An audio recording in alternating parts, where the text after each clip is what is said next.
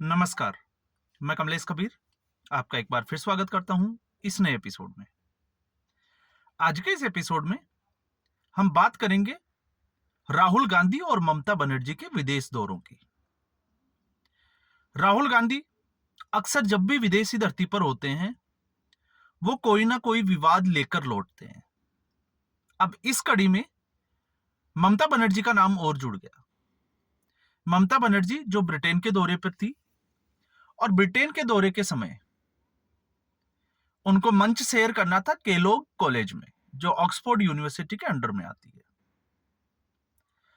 लेकिन जब उनका भाषण शुरू हुआ तो विरोध का सामना भी करना पड़ा। कुछ ऐसे लोग भी थे जिनके हाथों में तख्तियां थी। भारत में अक्सर हम जो है वो ऐसी चीजें देखते हैं, लेकिन विदेशी धरती पर मुझे लगता है शायद ममता बनर्जी का यह पहला एक्सपीरियंस था। इसकी जिम्मेदारी student federation of India UK ने ली है, जो लेफ्टिस्ट विचारधारा से आते हैं, वामपंथी जो विचारधारा है उससे आते हैं। और विरोध का कारण क्या था?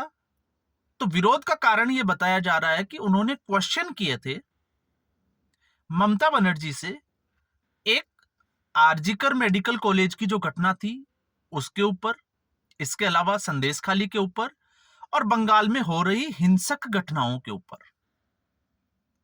स्पेशली हम बात करें तो जिस तरीके से हिंदुओं को टारगेट किया जा रहा है उसके ऊपर जो है वो क्वेश्चन थे। और देखने को मिला कि ममता बनर्जी उन क्वेश्चन के सवालों के जवाब में जो है वो उखड़ती हुई भी नजर आई।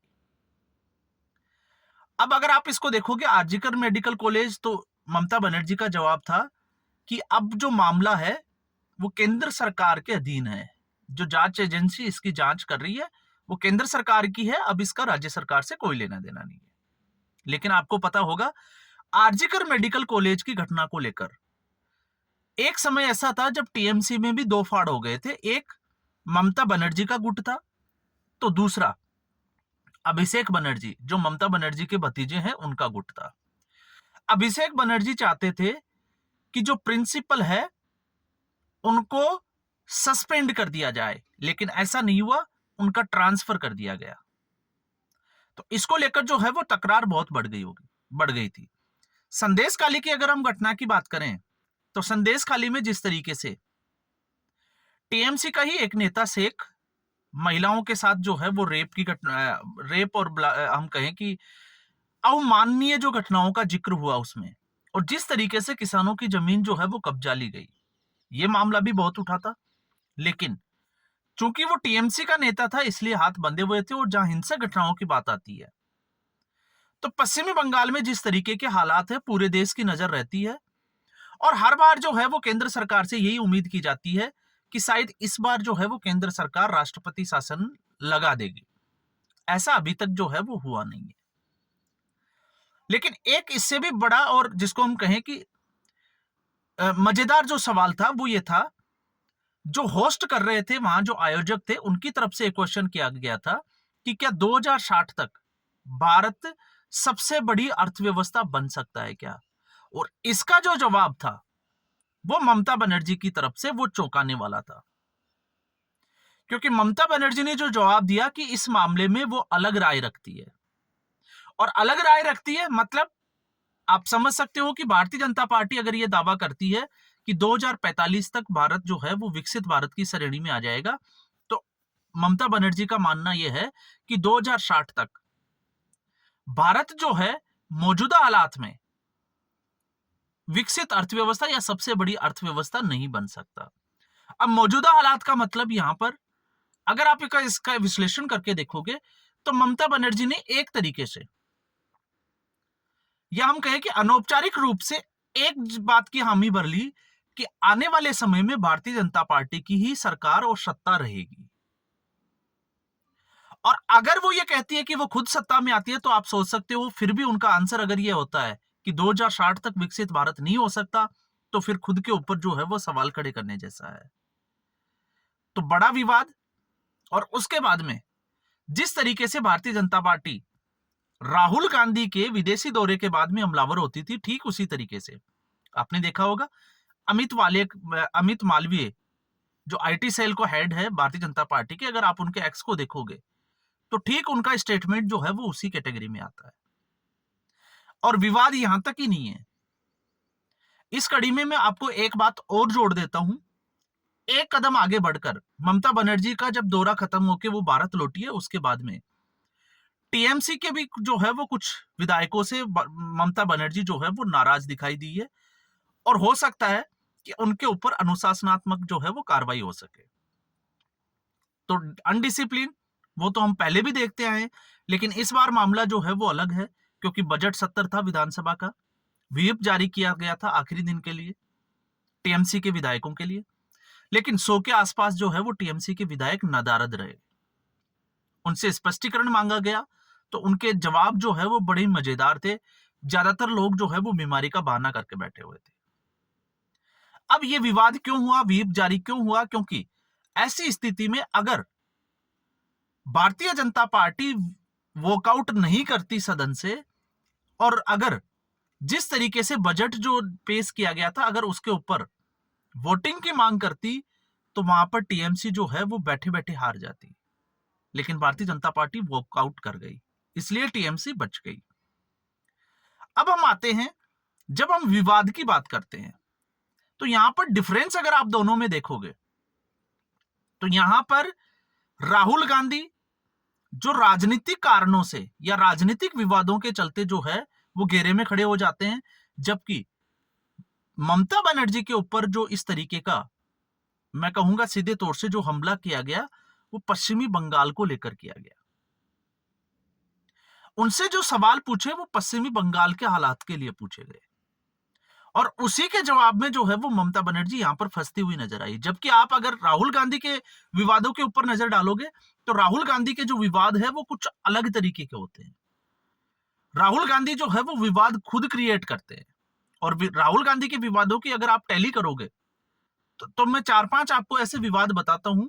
जिस तरीके से राहुल गांधी ने ब्रिटेन के दौरे पर कहा था कि भारत में लोकतंत्र खतरे में है, और कई बार लोकसभा में उनका जो है वो माइक बंद कर दिया जाता है। और अभी इस घटना को मैं जोड़कर देखता हूं, अभी सदन की जो कार्रवाई हुई थी और राहुल गांधी ने बाहर आकर बोला था कि मुझे बोलने नहीं दिया गया, और ओम बिरला ने भी ये कहा था कि माइक जो है वो तभी ऑन होगा जब स्पीकर की अनुमति होगी। लेकिन उन्होंने नेता प्रतिपक्ष राहुल गांधी का नाम नहीं लिया, लेकिन उन्होंने ये जरूर इशारा किया था कि नेता प्रतिपक्ष को अपने आचरण में सुधार करना चाहिए। अब इसको लेकर जो है दरबारी मीडिया का तो हाल जो है वो किस तरीके का है वो आपको पता ही है, क्योंकि वो तो जिसको कहते हैं ना धूल मिट्टी में लट घुमाने वाली बातें हैं। वो हमेशा एक ही चीज को कि देखो जी राहुल गांधी को बोलने नहीं दिया जाता, जबकि वास्तविक घटना ये थी कि राहुल गांधी जब संसद में एंटर करते हैं तो उसके बाद में जिस तरीके से वो प्रियंका गांधी वाड्रा वहां बैठी होती है और उनके गालों पर हाथ फेरते हैं, जिसको हम कहते हैं कि जो छेड़ने का काम करते हैं, भाई भले वो भाई बहन हो, उस आचरण को लेकर ओम बिरला ने उसके खिलाफ आपत्ति दर्ज कराई थी कि ऐसा संसद में ऐसा आचरण उसकी उम्मीद भी नहीं की जानी चाहिए। और राहुल गांधी ऐसी अक्सर जो है वो हरकतें करते रहते हैं, इसलिए ये मुद्दा जो है वो बन गया था। लेकिन इससे पहले भी विदेशी धरती से राहुल गांधी ने इस तरीके की बातें की है। और इसके अलावा अगर आप देखोगे, जैसे अमेरिका के दौरे पर था राहुल गांधी, तो उन्होंने एक स्टेटमेंट दिया था कि भारत के कुछ लोग जो है वो भारत को बांटना चाहते हैं। इनडायरेक्टली इशारा जो था वो नरेंद्र मोदी की तरफ था कि वो भारत को बांटना चाहते हैं। लेकिन जब राहुल गांधी की परिपक्वता पर सवाल खड़े हो जाते हैं कि क्या राहुल गांधी परिपक्व है, तो उस स्टेटमेंट में आप देखोगे उस पार्टी का नेता जिसके नाना हम सीधे तौर से कह सकते हैं कि भारत के बंटवारे के लिए जिम्मेवार थे, और वो अगर ये बात बोले कि कुछ लोग भारत को बांटना चाहते हैं, और वो लोग बांटना चाहते हैं जो अखंड भारत की जो है वो परिकल्पना करते हैं कि भारत को जो है वो अखंड भारत बनाना है, उनके ऊपर ये लोग जो है वो निशाना साधते हैं और फिर जवाब में परिवारवाद को सही और स्वाभाविक भी ठहराते हैं। तो आप समझ सकते हैं कि राहुल गांधी की सोच और यहां पर ममता बनर्जी का डिफरेंस क्या है। इसके अलावा जो है वो एक बार आपने देखा होगा स्टेटमेंट दिया था राहुल गांधी ने कि भारत जो है वो एक राष्ट्र ही नहीं है, वो संघीय ढांचा है। और इस तरीके से भी जो है वो एक विवाद खड़ा कर दिया था। और अभी आपने देखा होगा अभी जब लेटेस्ट वो दौरे पे गए थे तो उन्होंने सिखों के लेकर एक टिप्पणी की थी कि वो गुरुद्वारे में कड़ा और पगड़ी पहन के नहीं जा सकते। और वहां पर भी उन्होंने विवाद जो है वो जानबूझकर खड़ा कर दिया था। तो यहां पर राहुल गांधी का तो जो सीधे तौर से जो है वो नजर आता है कि उनकी जो है वो राजनीतिक अपरिपक्वता या राजनीतिक परिपक्वता कितनी है। इसके अलावा आपने देखा होगा एक बार उन्होंने विदेशी दौरे पर यह तक कह दिया था कि भारत की धरती के ऊपर चारों तरफ जो है वो केरोसिन फैला हुआ है, बस आग लगाने के लिए एक चिंगारी की जरूरत है। अब नेता प्रतिपक्ष या हम कहें कि राहुल गांधी जो कांग्रेस पार्टी के, या कांग्रेस पार्टी ही राहुल गांधी है या राहुल गांधी ही कांग्रेस पार्टी है, अगर इस प्रकार का कोई नेता, इतने बड़े लेवल का नेता कांग्रेस पार्टी का, मैं देश की बात नहीं कर रहा हूं, अगर वो विदेशी धरती पर जाकर इस तरीके की टिप्पणी करेगा तो उनपे विवाद खड़ा जो है वो तय माना जाएगा। लेकिन अब इस कैटेगरी में ममता बनर्जी, तो आखिर ममता बनर्जी को विरोध का सामना क्यों करना पड़ा? इसके सबसे बड़ी वजह जो है वो आपको यहां पर यह भी समझ में आएगी, क्योंकि पश्चिमी बंगाल में अगर कोई ममता बनर्जी का विरोध करता है तो आपको पता होगा कि ममता बनर्जी किस तरीके से रिएक्ट करती है। और वहां पर भी ममता बनर्जी ने अपना एक पोस्टर दिखाया था जिसमें वो बताती है कि उनको मारने की कोशिश की जाती है, लेकिन आज तक आपको पता होगा जब ममता बनर्जी को हर चुनाव से पहले ममता बनर्जी के ऊपर हमला होता है और वो हॉस्पिटल में एडमिट हो जाती है।